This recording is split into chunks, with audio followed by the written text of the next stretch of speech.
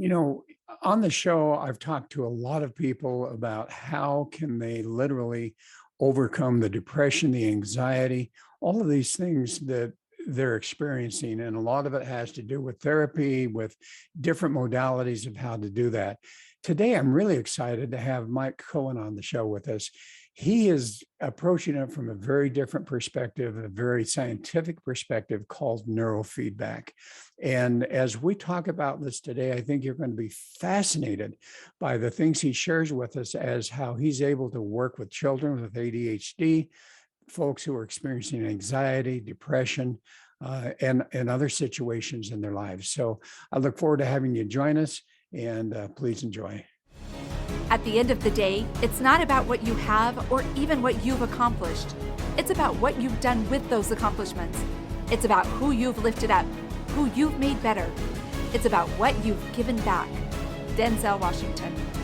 Welcome to Inspire Vision. Our sole purpose is to elevate the lives of others and to inspire you to do the same. Mike, thanks for being on the show. How are you? I'm good. Very nice to appreciate your asking me, Doug. Hey, well, I really am curious about what we're going to talk about today. You know, it's so interesting. I've talked to so many people about how do we overcome anxiety? How do we overcome depression? How do we overcome all of these things? And of course, everyone talks about how to get in and deal with those limiting beliefs and how we might be able to reprogram through some type of different programming and so forth.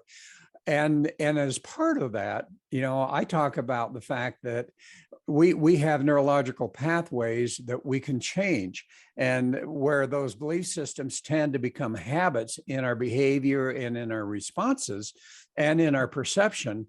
The reality is that we don't understand that really well. So when I saw that you're doing something even more intense from the standpoint of using neurofeedback along those lines to help with us, I thought, you know what, this can be an incredible piece of information for people to hear about. So I'm really looking forward to this. So I'm really curious, how did you get started in this? Because you've been doing this for what, 40 years?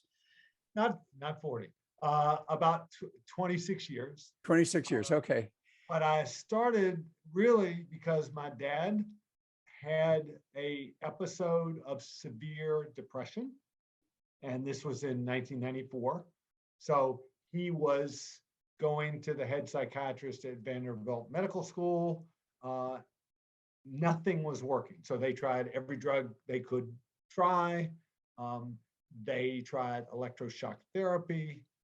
He was bad. He was about 76 at the time, and he was not able to really have a conversation. He was not able to watch TV. You know, there was no social interaction. He just would obsess and just be extremely agitated. You've seen people walk up and down and just, oh my God. And so he was like that, and it was bad. And we were like, what do we do? And they're like, well, you may have to institutionalize him at this point. So that was not a good solution. So I started digging and tried a lot of things that did not work, but came across one psychiatrist. I actually met him at a social event, and he says, have you ever heard of this thing called neurofeedback? I was in Atlanta at the time, and I'm like, never heard of it. So I started researching that. He said, you should check it out.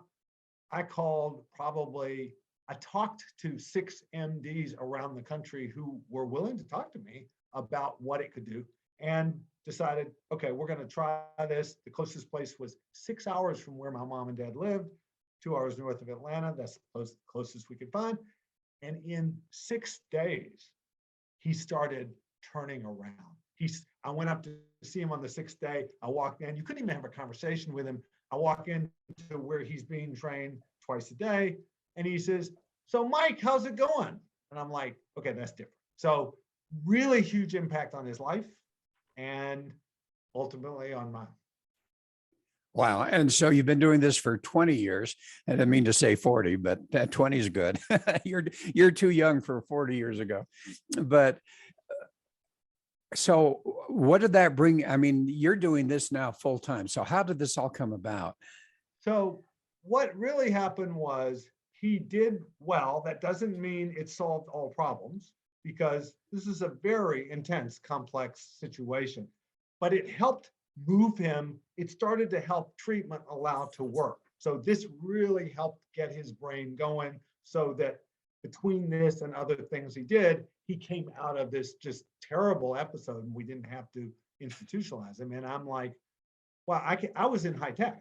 So I said, wow, how come everybody doesn't know about this? So I'm going to help this guy who, helped my dad. Nobody knows about him. I'm going to try to help him. So I did. And then after 2 or 3 months, I'm like, why don't you just move to Atlanta? I'll quit my job, which, by the way, I made a lot more money then than I do now. But, it was like, wow, this needs to be out there. And so basically, we opened a center together in Atlanta, and I jumped in really to help support, a clinic. But as it turned out, not all partnerships were made to work out. And so I continued to help develop the clinic, but ultimately I went to 15 courses in 2 years because I needed to know what we were doing. Right. And that one of the main companies, when I told them that, I was thinking, I was leaving my partner, they're like, come work with us, help us run all the courses. So I started helping teach the technology to psychologists, to MDs, to therapists, because they don't know anything about it. But it's such a power. But really what it comes down to, I gave the example of what happened with my dad. You see over and over and over again, if I have a problem with my brain, I'm overwhelmed with anxiety. I have a terrible time sleeping. I have, I'm extremely emotional labile, or, I get triggered emotionally really badly. What do? I mean, yes, you can do, there's a lot of therapy that you can do. There's a lot of meds, but does it really help you if you're bad? How does it help you really get your brain functioning better? And this is really an exercise. It's really kind of a gem for the brain. That's really what it is. It's like, okay, I have a really, really weak arm, and I need to strengthen that arm because I can hardly pick up anything.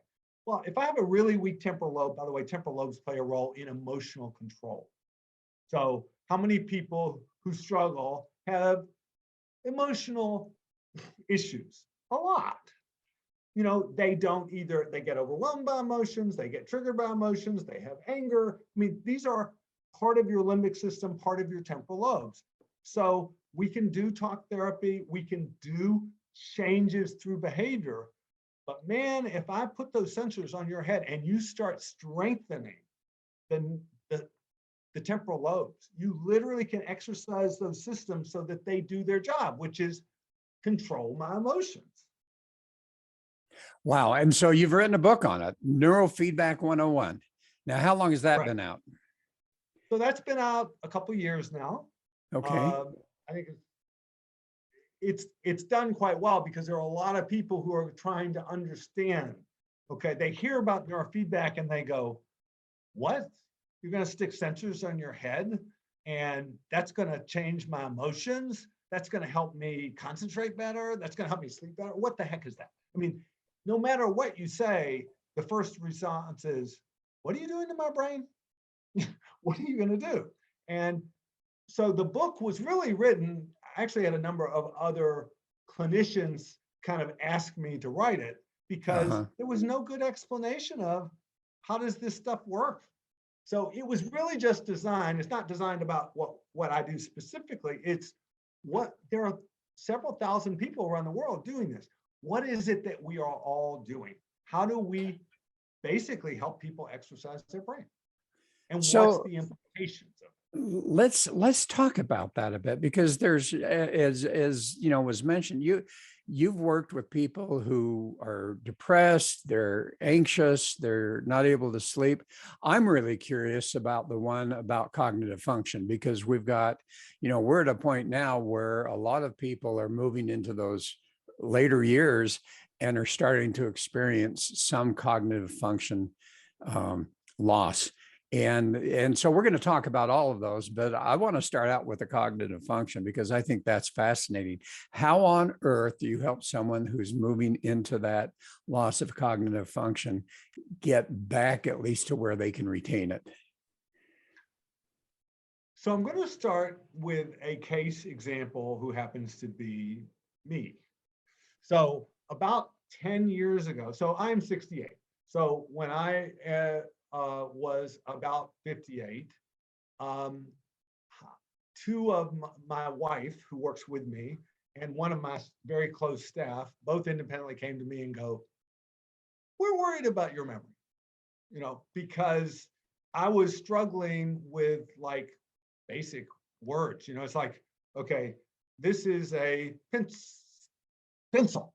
I would stumble over getting the right word or saying the right thing. Now, I didn't think it was such a big deal until they came to me and said, we're really worried about your memory. Now, at that time, I was working a lot. I wasn't doing this on myself very much. I mean, I was doing a little bit. I'm like, okay, I'm going to be a good test case because it was actually, it wasn't like, when you're slipping. Yeah. I was slipping. So that's really what it came down to. So I started training myself, and it was not instant. I mean, when you go to the gym and work out, how long will it take you to get in shape? I mean, this is a gym. I'm still working at it. So I don't want to make it sound like, okay, in 2 weeks, all of a sudden my memory was better, because that's not true. It took me several months of training. But, is one scared of their memory going bad when you're 58? Yes. Absolutely. Particularly because my sister already had gotten diagnosed with Alzheimer's at the time. Okay. So it was a concern. And since I have been training that, my memory has just gradually improved. Now, there's different types of memory. So there's different areas of the brain that may play a role. For example, retrieving words is like over your left temporal lobe, which is right over your left ear. But short-term working memory is more of what would be considered, a prefrontal area. There are other parts of the brain. There's not like, okay, here's the one spot that has all the memory issues. So how are you going to exercise these different areas? With neurofeedback, what do? You put sensors over the areas you want to train, and you play like a Pac-Man game. And when the Pac-Man goes, you're strengthening and making more of the right neural activity. And when it slows down, you're not. So you're having to practice basically increasing the neural activity over key areas of the brain. That's what I did. And I have a number of clients. I hadn't really been focused on memory clients at the time, but now since I proved it to myself, I have now had a number of clients, basically 60 and above, because that's typically when they come in. Right. So it could be 60, it could be 70, it could be 80 actually, but where they're like, I think I'm not quite as sharp as I was. I think I'm losing it. I mean, they really don't tell you everything right at the beginning.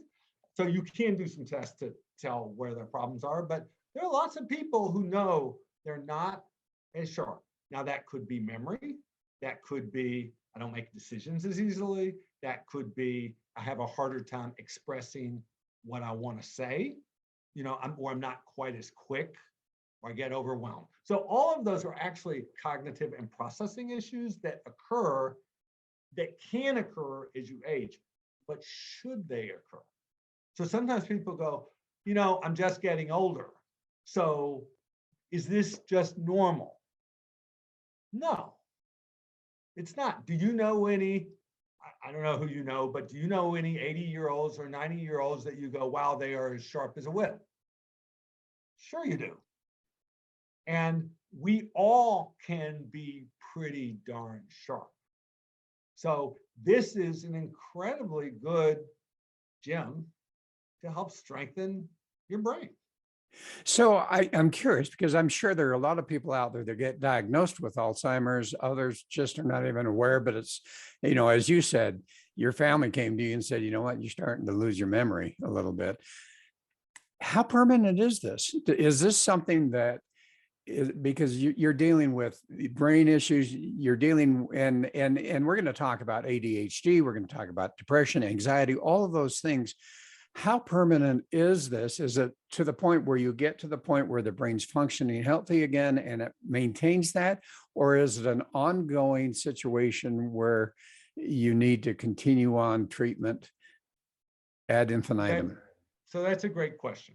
And it, I hate to say the word, it depends, but it depends upon the person. But, it's kind of, so if you're dealing with aging questions, so there's different kinds of problems and different ages can have different answers to this. But let's Okay. say we're dealing with let's take my memory, All right. right?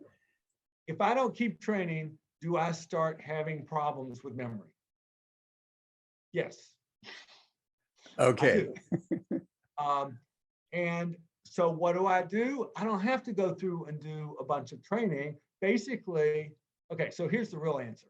If I go more than 3 or 4 weeks without training, my wife says, when's the last time you trained? And once she says that, I'm like, oh, okay, I need to sharpen up a little bit. And I'll do one session. And for me, that'll last 3 or 4 weeks or even longer. I have an MD who has actually somewhat of a different issue, but he has severe OCD. Now, I like my MDs to have OCD. They're double checking everything. So that's not a bad thing. Exactly. But when it gets in his way, when it takes him way too long to do things, he comes back in. Well, he's now gotten to the point where every 3 months, 3 to 4 months, he comes in and he gets one session and he's back. I mean, he's back to where he was. So that's the same for memory. But everybody is different. If you had a chronic degenerative disease, that's a much more complex thing. And can neurofeedback help? It can, but it's not going to all of a sudden make you better because there are many other things that are affecting your brain. And so one of the issues in terms of, well, why would it not hold? Quite frankly, we live in a toxic world. Our brains are dealing with chronic inflammation. We're dealing with various types of environmental toxicity, from plastics to all kinds of things. But the point is, those are affecting your brain. So we can't overcome all things. What we can do is to say, if I have a tool that helps me, at least I can do that periodically. It's not a big deal. We see more people getting home systems so that they can keep them, have home gym equipment to keep themselves in shape. So there are other tools, there are other neuro tools that sometimes we suggest that can keep people more steady.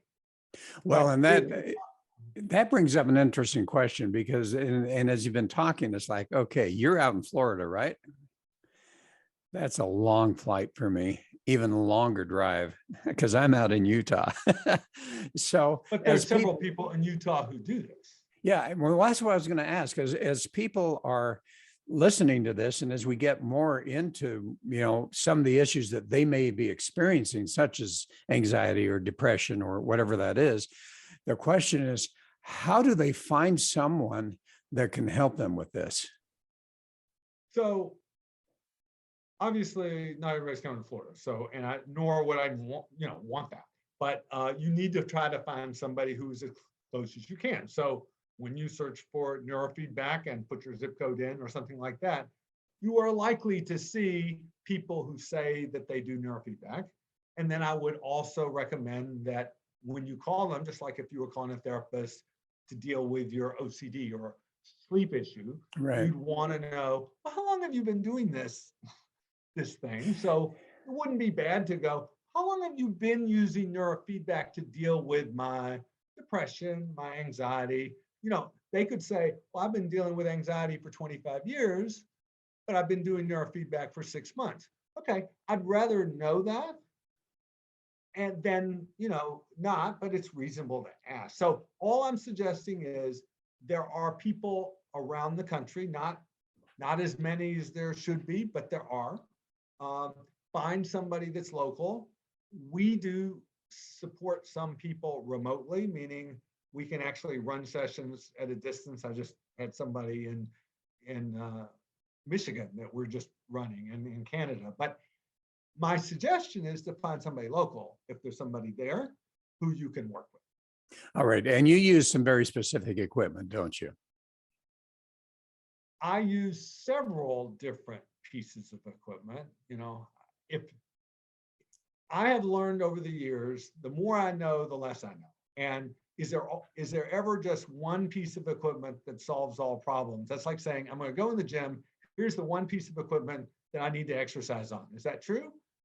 No, that's not always true. Now, you may be able to do multiple exercises on that machine, so maybe it is good for a lot of people, but I don't think there's one piece of equipment that is just incredibly special. I would say it's kind of like the tennis example. You give a good tennis player a bad racket and they will still beat the heck out of you. If they know what they're doing, that's what you want.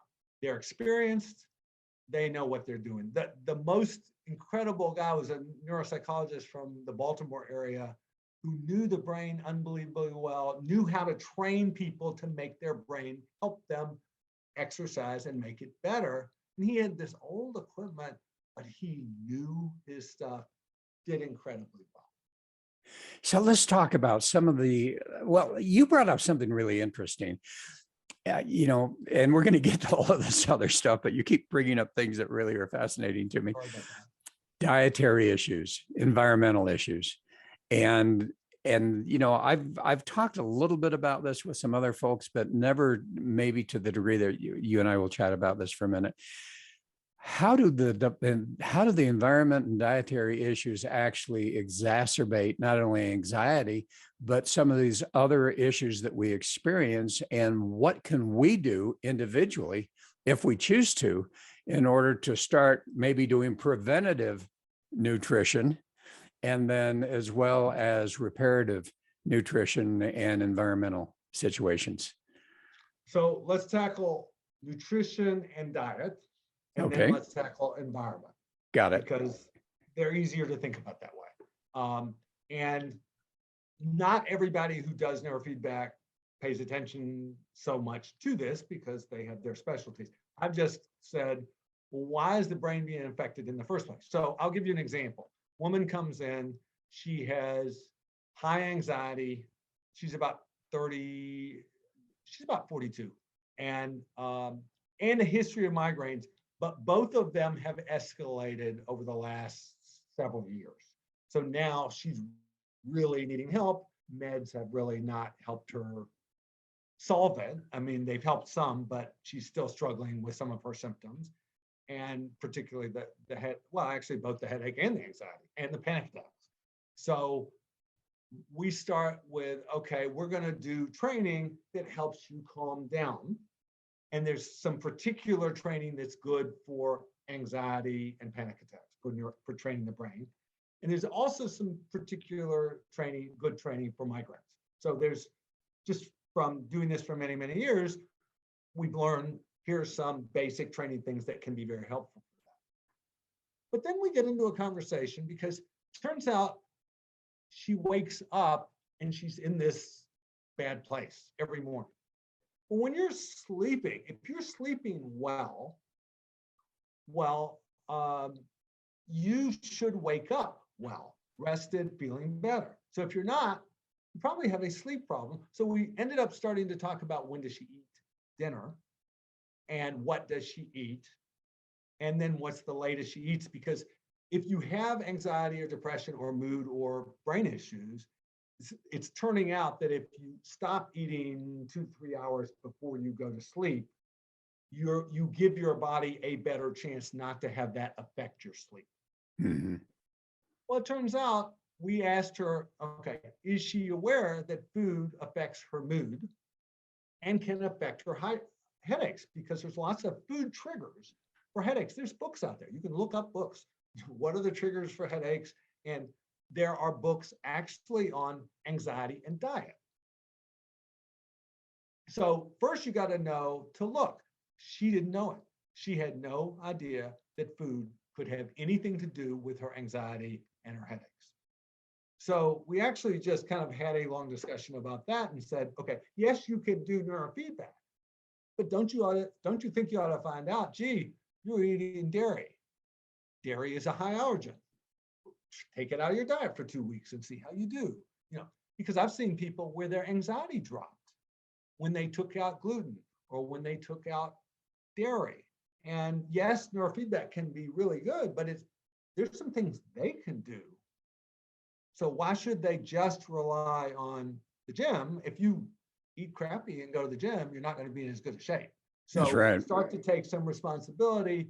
Now, I'm not going to give you all the guidelines on food allergies and also poor nutrition. I mean, there's some really good supplements for the brain, and people may not know what they are. I list some of those in the book. I don't want to try to get into detail about Right. them. They're kind of basic. They're really things I've learned that just work. And there are probably other things that work equally well, but I know, after 10 years of using them, they work pretty darn well. Are there some main food groups though? I mean, you mentioned dairy. Are there some main food groups that tend to exacerbate the very specifics like anxiety, and that's going to be different than depression? That's going to be different than ADHD. Are there certain foods? Beg your pardon? The principles are the same. Okay, so are there some major food groups that, as Americans and as people in general, we tend to eat that, quite frankly, are doing us no good and a lot of harm potentially? So I'm going to talk a little fast, and this is going to be overwhelming, but I'm going to try to narrow this quickly. Okay. All right. There's a number of potential allergy groups: nuts, dairy, eggs, wheat and gluten, or gluten kind of things, or grains, sometimes grains, and several others. There's actually a book by a woman named J.J. Virgin called the J.J. Virgin Diet. And she says, here's the 7 groups that are the most allergic. Take all of those out of your diet for 3 weeks. And here's what you eat during that time. It's a very structured diet program. Yeah. And I've had people just do that because then they don't have to think. They just read the book and it says, do this. And it's been remarkable how many people go, oh, I felt a lot better just in those 3 weeks, because something out of all those items was causing them a problem. Then you do have to figure out which one of those things. And you know what? That's an example. Yeah, but that's really interesting. I don't know that people are really willing to do that. I remember when I had my dental practice years ago, I treated people with chronic headaches. And I had a real blessing to be able to go back to Washington, D.C. and study with a lady who had written the book on trigger point myotherapy and all of those type of things. And as we moved into it, I would use an appliance. Now, if you go to a dentist now and you say, "Oh, I've got all these problems," they're saying, "Well, you got TMJ problems, you got headaches and so forth. I'm going to make you an appliance and it should take care of it," which it doesn't always do. We used to do something in a and I'd tell them, this is not a cure. This is a diagnostic procedure of seeing at what level, if it happens to have something to do with the jaw relationship, whether we can get it to a point where you start to not experience those problems. And most of the time we manage to finally get to a point where, okay, here it is. Sometimes it's like, well, that may not be the problem. But people have a challenge realizing, I think, that, you can literally diagnose your own situation, as you say, by, eliminating it all for 3 weeks. Now, which one? Okay, so you start to add this back in. Okay, no problem. Add this one back in. Okay, here's a problem. So that's interesting. Let's talk about the environment. I am going to talk about the environment, but in terms of the environment, there's going to be a food thing. So I'm going to do first the food thing in the environment. Okay. All right. So when you eat wheat in the United States and many other foods, they have a little bit of remnant of something called glyphosate. Have you ever heard of glyphosate? I haven't. Okay, glyphosate is Roundup. It's from Roundup. Okay. And Roundup is the most widely used herbicide, pesticide in the world. And that means they harvest food. So the Environmental Working Group, EWG, tested 180 items in a grocery store and said, what number of wheat and oat items out of that, including some organics, have some trace of glyphosate? And the answer was 180. So we are getting some things in our diet that affect, by the way, glyphosate is known to affect your gut, your microbiome. Right. So your gut affects anxiety. It affects mood. It affects, in other words, the microbiome, your gut microbes have to be healthy for your brain to be healthy. And so we have started at least alerting people that if they could choose to at least do organics because it's less, or to pay attention to trying to reduce these things, that it can help their health, not specifically to get rid of gluten, because that's another question. It's really just to go, is it possible that this is affecting your gut, which increases anxiety and sleep issues? Right. So that's an environmental issue. As far as the biggest thing that I annoy people about in my practice, there is something called a cell phone. The cell phone produces all wireless devices produce microwave energy. So does a small amount of microwaves affect your brain? Does it affect other parts of your body? Yes. Are the companies that manufacture and market these technologies that we use educating us about the health effects? For some reason, that's not their interest. No. They seem to be focused on selling their technology. This is stuff that you don't, unless you go dig deep into the research, you won't know. And a lot of people go, that couldn't be right. Everybody's using this stuff. It's not possible. But I have a neurologist colleague who wrote the preface to my book, Dr. Robert Turner, who has taught for a number of years at South Carolina Medical School. And he's now presenting and writing a book chapter on the EEG effects of this type of technology, where he's measuring the impact of this on the brain and showing before and after images of what happens when you remove that. And so he recommends to all his neurological patients, so this is migraines and seizures and people with brain injuries, that they reduce their exposure. And so how do you reduce your exposure to something that everybody uses constantly? By the way, you're using a computer right now to talk to me, correct? I am. Okay, and is it wireless or wired? It's wired. It's wired. Okay, that's really good. Most people have wireless computers these days. And that means they're getting a lot of exposure. Their cell phones are getting a lot of exposure. So the simplest things you can do really at night is the biggest issue. So I'll give you the simple things. There's far more you can do, but don't have your cell phone near you when you sleep. It needs to be 8 to 10 feet away. That's a very simple rule. Okay. And I've had a woman just recently, 29 years old, with years of sleep problems. After I told her to do that before she did any neurofeedback, said, wow, my sleep has really been improved in the last 2 weeks since you told me about this. So move your cell phone 8 to 10 feet away, turn your Wi-Fi router off at night. There's something called a lamp timer. You just put the thing on the lamp timer and have it go off at a reasonable time and turn back on at a reasonable time. But anything you can do to reduce exposure at night to that is important.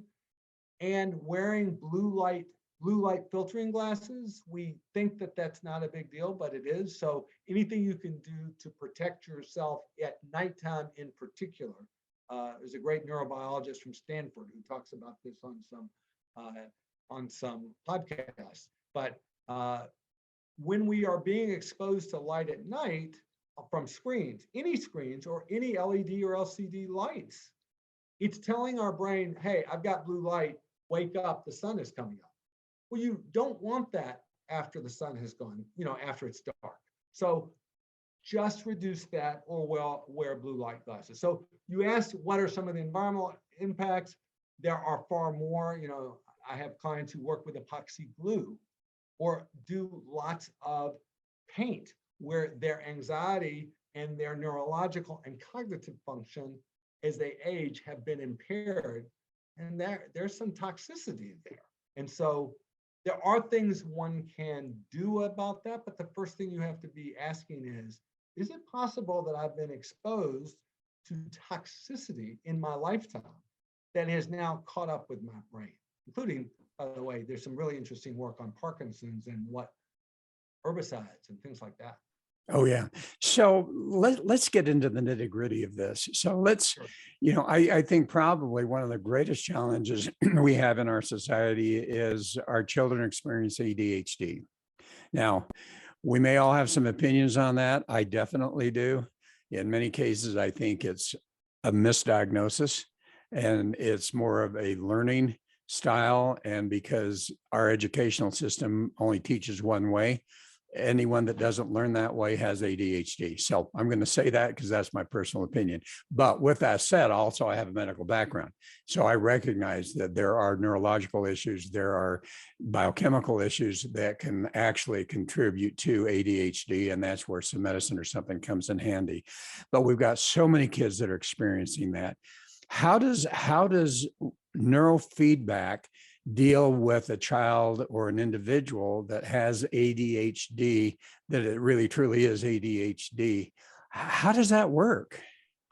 Well, whether truly ADHD or not, the parents come to you desperate with, I don't Right. want to give my kids meds, or I've already given it to them and they reacted negatively, and he can't pay attention to school, he's struggling, he's having behavioral issues. So whether the diagnosis is completely right, they're definitely got problems. They got Um, problem. Oh, no question about it.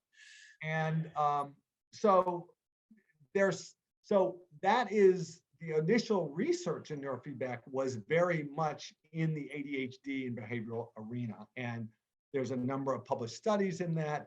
Most importantly, can you train that? Well, can you train attention? Well, you can train attention.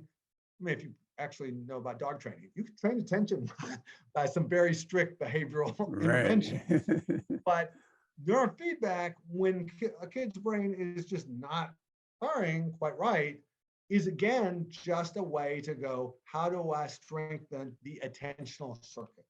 How do I strengthen? Now, ADHD by itself doesn't actually tell you what the issue is. So it's, No. do I have a hard time staying on task? Okay, there's an area of the brain that plays a role in that. Do I have a hard time sitting in the chair, and am I bouncing all around? So that a little more the hyper component, and they can't, they jump up or they blurt out. Okay, those are somewhat different areas of the brain to train in. Is this a little more of a processing issue, and I'm having a hard time keeping up, and I'm struggling to keep my attention, but it may be, as you were kind of indicating, more of a little bit of a learning or a processing issue.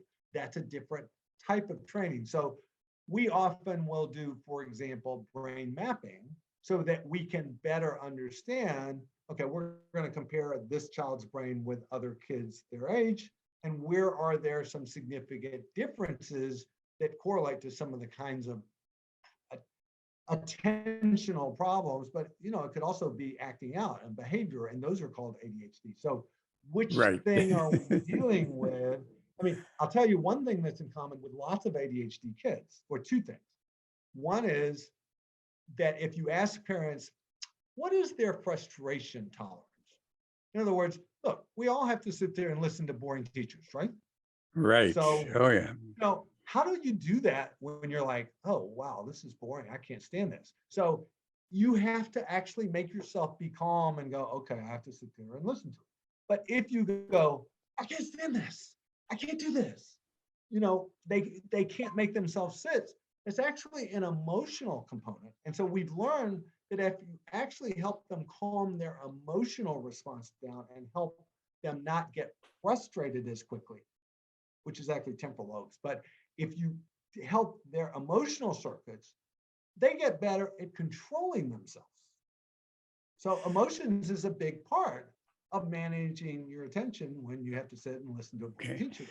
So I'm curious, if I were to come to you and you were going to work on something, what am I going to expect? You can attach things to my head.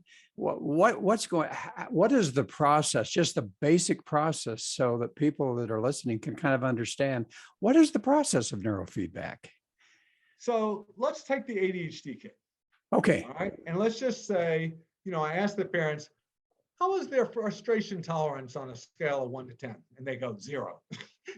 This kid flies off like crazy. So I'm going to just suggest that we put 3 this is one example. There are many other ways to Right. train. But Right. this is a basic example of, I'm going to put a sensor on the left temporal lobe and the right temporal lobe, so right above the ears. So that's two sensors. I'm going to put another, and then I'm going to put another sensor behind the ear, which is called a ground. So basically, I'm just measuring the activity in this part of your brain. So what I want to do is I'm going to measure it, and it's connected to a computer. All these sensors is connected to an amp, connected to a computer, but basically the computer is telling you, well, how is my brain firing? Or think of it, you talked about behavior and behavioral changes right at the beginning. Right. We're dealing with neurobehavioral training. How do you get the brain to behave better? I want these neurons to behave better by firing in a more organized pattern. And so every time your brain fires a certain pattern, because I'm going to set up, here's a typical pattern for being more emotionally calm, Okay. or emotionally even. There's a kind of a frequency pattern that correlates to that in the brain. So I could ask you to just focus on getting your left and right temporal lobe to fire neurons 12 to 15 times per second, but I think you'd have a hard time doing that, So we use special equipment to measure it and say, okay, I want every time you fire more neurons 12 to 15 times per second over that part of your brain, the computer says beep, beep, beep, beep, beep, or the Pac-Man goes, or you get to see the full movie that you're watching. And the moment your brain quits making that activity or makes less of that activity, the movie fades out, the Pac-Man slows down. So just like any game, how do you learn to get better at a game? You practice. You practice just getting your brain learns how to do better at the task. And literally, you don't use your hands. In this case, your brain is learning to create a better and better pattern. So you have them do something, and then you measure whether or not that's starting to improve. Obviously, you have, as you said, you actually have patterns that I'm sure over the years of research says this is basically a normal pattern, or at least a healthier pattern. And then you compare their patterns to that and say, all right, let's see if we can get them at least improved on this. And so what are they doing? Are they talking? Are they thinking? What on earth are they doing to change those neural patterns? So you're sitting in front of a computer right now, and we have a Pac-Man game on the screen. And I'm going to tell you to watch that Pac-Man. And the Pac-Man goes as long as your brain is doing the right thing. And the moment your brain quits doing the right thing, the Pac-Man slows down. And you're sitting there watching it, it's going beep, beep, beep, beep, beep, every time the Pac-Man moves around. So what are you having to do in order to keep the Pac-Man going? You have to pay attention. Your brain will figure it out. It's kind of like if I put you on a balance board. You ever been on a balance board? Oh yeah, I try not to be, but yes. So you get on a balance board, and the first thing that happens is you tip over, right? Right. Okay. So eventually you kind of get not so shaky. You get a little shaky, and eventually you learn to balance a little bit. How do you do that? How does your brain figure out how to balance? Can you explain it? Because I can't balance on board. So yeah, you could not possibly explain it, because you can't tell me how does my brain balance that pattern. But that's what it's doing. It's learning by feedback. Feedback happens to be a fall over, but your feedback tells you, okay, I'm getting better. So your feedback in this case is visual and auditory, which is I'm doing better, I'm not. It goes faster, it doesn't. And so just like any video game, you ever watch a kid ask a parent to explain how the new video game works? I don't think you've ever seen that happen. No. Okay, how do the kids learn to play a game they have no clue how to play? They start practicing, and their brain gets better at that pattern that makes it work better. So we're just taking advantage of, your brain is a pattern recognition machine. We're measuring a pattern and saying, are you making more or less of this pattern? Got it. Your brain gets much better at making more of that pattern fairly quickly. But it's not a conscious pattern, just like standing on that balance board. You can't think your way to balance it. Your brain just has to figure out how to balance. So I'm curious, when it comes to all of these different issues, with anxiety, depression, ADHD, whatever it happens to be, are you able to actually have very specific normal patterns? The research has been done enough that if someone comes in with anxiety, you know what the normal pattern is going to be, and you help them to reach that. Same thing with depression. How does that work? That is such a great question, by the way. Nobody has ever asked me that. So I really appreciate that. I mean, really, nobody's ever asked. But that's you're actually right, with the challenge being, okay, so I mentioned to you frustration tolerance. So one of the types of training is to put sensors over your temporal lobes and train a certain pattern of, there's a certain frequency. Right. Right. Which is how many neurons are firing at a certain rate. But that's one type pattern. I'll wake up at 3 a.m. I can't go back to sleep. I have another pattern, which is left temporal, left frontal. I have a pattern for, I'm too hyper. I can't sit still. I can't calm myself. I have a different pattern for anxiety. But here's both the good and bad of neurofeedback. Okay. How many different ways are there to train math? I want to learn certain basic math things. Well, there's hundreds of different ways to teach math to different kids. Which is the best? Kind of depends. So there are a variety of patterns that have been identified as being, okay, here's a pattern. I might go to one clinician and he'll say, oh, here's how you train frustration tolerance. And the next guy says, oh, no, I have a completely different way to do it. And they're both correct. There's more than one way to teach math. There's more than one way for your brain to learn. So what you want is somebody who's experienced, who knows patterns, and who can help identify which patterns are going to be the best for training, or they can use a brain map to help identify which areas need to change their pattern. So there's different ways to do this, and there's not one way. And you know what? We could go on for hours, but guess what? We're getting close. You have so many you actually have so many great questions. And I will tell you that one of the reasons I wrote the book was I never could explain neurofeedback well enough to almost anybody. It's like, as soon as I'm finished explaining, they go, I have all these additional questions. So I attempted to put in the book, but it's pretty quick to read. Good. I mean, it's a short book. It's easy to read. You can kind of pick out what you want to know. It really is simply designed to help people get a better understanding than I'm able to do here. I apologize, I can't explain everything, but the brain is so complex. Trying to go, well, how can I just change everything is a little more complicated than the time we have. But you've asked great question. Well, so how do people find your book?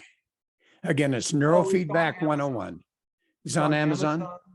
Neurofeedback 101. I mean, the Kindle book is like $5, but Perfect. there's a book, there's a hard copy and the Kindle, and okay. It's just, I tell people, come into my office and read it in the front office. You don't have to even buy one, but everybody doesn't have access to it. You can even read the neurologist's comments on Amazon for free. That's in the free. There you go. So, and that was a very interesting discussion of how he learned that neurofeedback was important to neurology. I'll bet. So I guess the final question that I have, and just real quickly, does all of this neurofeedback have to occur in an office of someone who's doing it? Or ultimately, are they able to bring some equipment home that's affordable, that they can do some things at home? And you can make a quick answer to that because we're almost out of time. Okay. Most people do neurofeedback in office with somebody who's knowledgeable.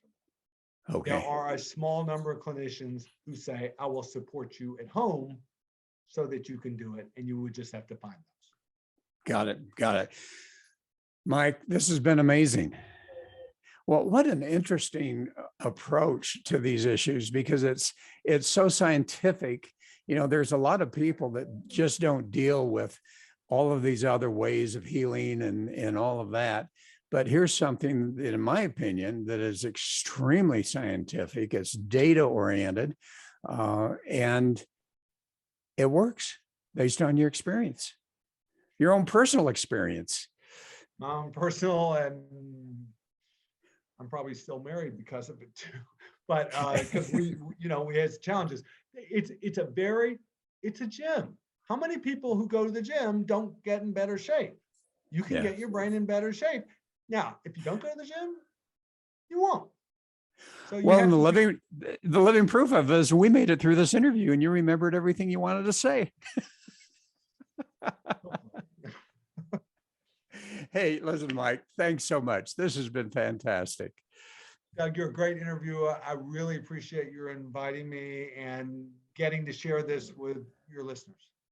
Well, I appreciate it. And folks, I hope this is going to make a difference in some of your lives. Take the opportunity wherever you happen to be to see if you can find someone. If you can't, Mike, how do they find you? They can go to our website at centerforbrain.com. And we have a lot of information there. We're glad to help people, support people remotely, but we also try to help find people if you can't find them. Perfect. Folks, thanks for listening. Have a wonderful week. Be safe. And we look forward to having you join us again soon.